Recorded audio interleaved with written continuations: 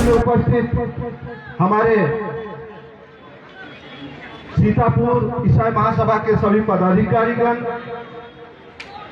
जिनके अथक प्रयास से, अथक मेहनत से, उनके सहयोग से कार्यक्रम हो पा रहा है। इस कार्यक्रम में उपस्थित हमारे सभी चर्च के पादरीगण, सभी चर्च के पास्टरगण, सभी चर्च के विश्वासी भाई बहनों एवं बेटे बेटियों, आप सब जानते हैं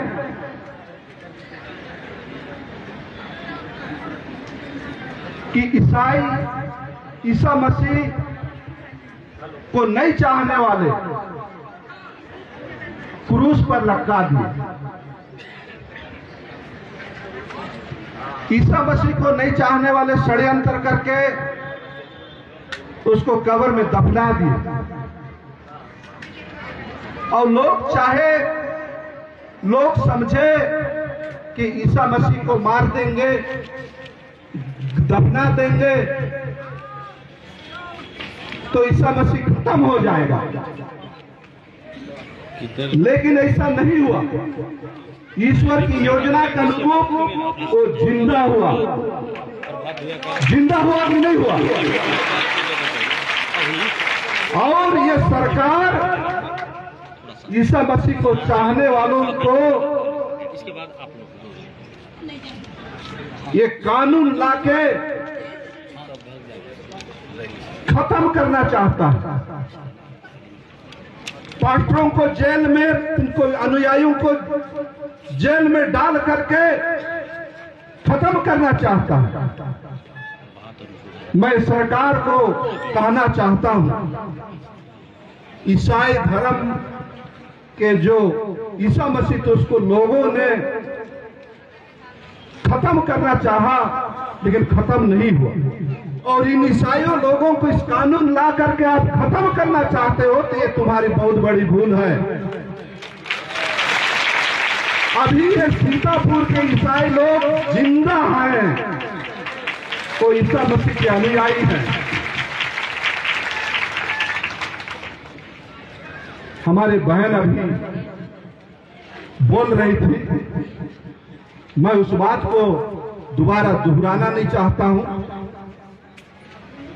उन्होंने बहुत बारीकी से बात को रखा। हमारे प्रदेश संगठन, ईसाई आदिवासी प्रदेश संगठन राज्यपाल को इस कानून का विरोध में ज्ञापन दे चुके हैं। उसी के तहत में पूरे जिले में इस कानून का विरोध हो रहा है।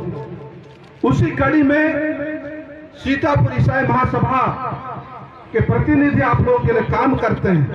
आपको भी ये बात मत हो कि हम भी इसका खिलाफ में अवसर हमको नहीं मिला। ये अवसर आप लोगों को दिया गया है। इस सभा के लिए आप लोग जोरदार ताली बजाएं।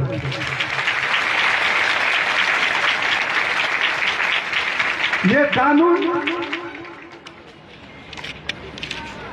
धर्म परिवर्तन के बहाना ईसाई लोगों को दबाने का एक षड्यंत्र। इनका असली जो रंग है वो वोट की राजनीति। वो चाहते हैं कि इस समुदाय के लोगों को हाथ और पैर को ऐसा बांध दो इस कानून को ला करके कि जितना लोग हैं उससे और आगे नहीं बढ़ सके। इनको ये जानकारी नहीं है कि इन लोगों के, ये ईसाई लोगों के खत्म, इन लोगों के कानून के लाने से या किसी प्रचार को रोकने से या किसी चर्च को रोकने से धर्म का काम रुकने वाला नहीं है। ये बहुत बड़ी इनकी भूल है। अरे आप कम से कम इतना तो सोच लो कि जिस जगह में सरकार नहीं जा सकती थी उस जगह में मिशनरी लोगों ने आए।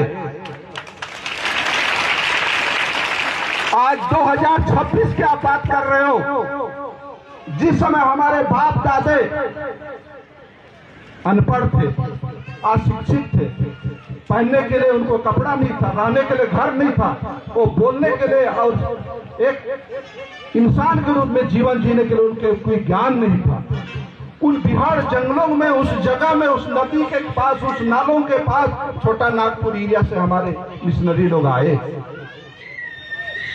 और उन लोगों के लिए काम किया और उनको एक जिंदगी दिया, एक इंसान बनाया। और उनको आज आप बोलते हो धर्म परिवर्तन करते हैं। आप समझिए, एक छोटा सा आपका अंगूठी है, अगर उसको कोई लूटना भी चाहेगा तो 2, 4, 5, 10 लोगों को ताकत लगाना पड़ेगा, फिर जाकर के लूटेंगे। या लूट भी सकेंगे कि नहीं? कोई धर्म बदलने का चीज है, धर्म लोगों का जिंदगी बदलने का चीज है। ईसाई लोग उनके लिए काम करते हैं। इस सरकार सिर्फ वोट ध्रुवीकरण के लिए कानून लाया है और इस सरकार में बैठे हुए बहुत से लोग हैं जिनका नाम ले लूंगा तो आपको भी लगेगा कि थोड़ा कि हमारे समुदाय से लोग वोट लेते हैं, आप लोग उसको अपना समझते हैं। लेकिन इस छत्तीसगढ़ में जब कानून आया तो ना टीवी में आए वो लोग, ना वो कोई मीडिया में आए, कहीं नहीं दिखे। आप उन लोगों को भी पहचान लीजिए। जो लोग अपने बन के तो आपके पास आ जाते हैं, लेकिन आपके पास संकट आता है, आपको किसी प्रकार की मुसीबत आती है तो आपके लिए खड़ा नहीं होते हैं। ये भी आप पहचान लीजिए। दूसरी बात मैं सरकार में उन लोगों को बोलना चाहता हूं, इस प्रदेश के मुख्यमंत्री जिन्होंने कानून लाया है, आज वो इस प्रदेश के मुख्यमंत्री हैं, वो भी तो लोयला स्कूल मिशन में पढ़ा है।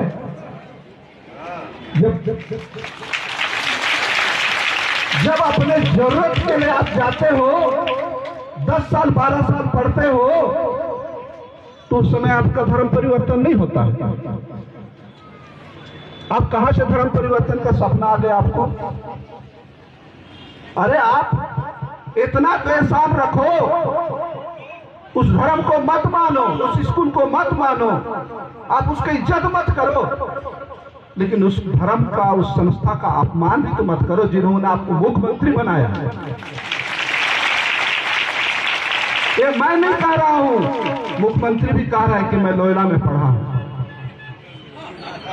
कुनकुरी लोयला में पढ़ा हूं, वो भी बोल रहा है। लेकिन उसका मन और दिमाग में जैसे ही सरकार बनता है तो पानी भी चला जाता है। साथियों, बोलने के लिए बहुत कुछ बातें हैं, लेकिन आप लोगों को फिर मैं कहना चाहता हूं,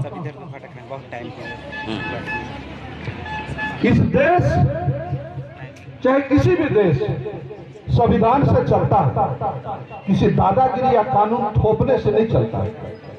संविधान को मानने वाले हम सभी शांति प्रिय ईसाई लोग हैं। उस संविधान में जो अधिकार मिला है, उस अधिकार के तहत हमको धर्म मानने की स्वतंत्रता है और किसी के डराने या कानून लाने और धमकाने से हम लोग डरने वाले नहीं हैं।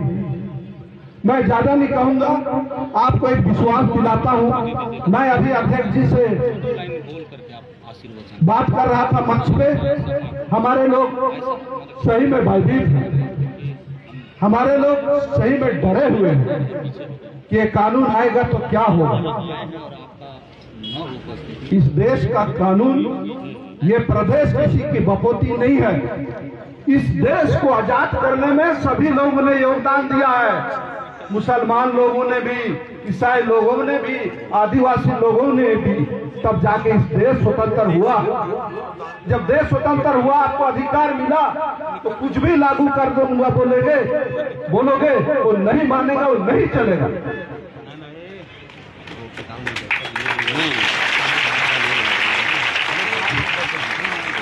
अभी अध्यक्ष जी से मैं बात कर रहा था,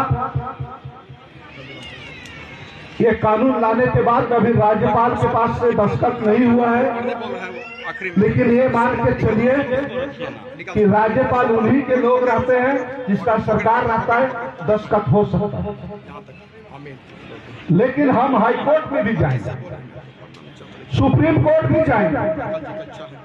वो संविधान के अनुसार हर भारत के नागरिक को एक मौलिक अधिकार दिया है, उसके आधार पर न्याय मिलता है। उस न्याय में हमारे छत्तीसगढ़ के सभी आदिवासी, सीतापुर के सभी आदिवासी जीत के आएंगे, ये मुझे भरोसा है और विश्वास है। और जिस तरह संविधान में धर्म को मानने की, उसकी आराधना करने की, उसकी पूजा करने की जो स्वतंत्रता है वो बरकरार रहेगा, ऐसा मेरा मानना है। मैं आप सभी लोग ईसा मसीह के सच्चे अनुयायी होने का परिचय दिया है। आप लोगों ने इतनी संख्या में यहाँ उपस्थित हुए हैं। मैं आप सभी को सीतापुर ईसाई महासभा के ओर से आप सभी को बहुत बहुत धन्यवाद देता हूँ, क्योंकि आप लोगों ने अपने ईश्वर के ऊपर भरोसा को जीवित रखा है, छोड़ा नहीं है। और इस कार्यक्रम में आप लोगों ने आए हैं। मैं आप सभी के कुशल जीवन की ईश्वर से कामना करते हुए आप लोग सुखी रहें, शांति रहें, भाईचारा बना रहे, इन्हीं के साथ मैं अपनी बातों को विराम देता हूं। एक बार एक नारा लगाएंगे हम लोग, हिंदू मुस्लिम सिख ईसाई हम सब हैं भाई भाई, हिंदू मुस्लिम सिख ईसाई हम सब हैं भाई भाई। जय हिंद, जय भारत, जय मसीह, जय यीशु।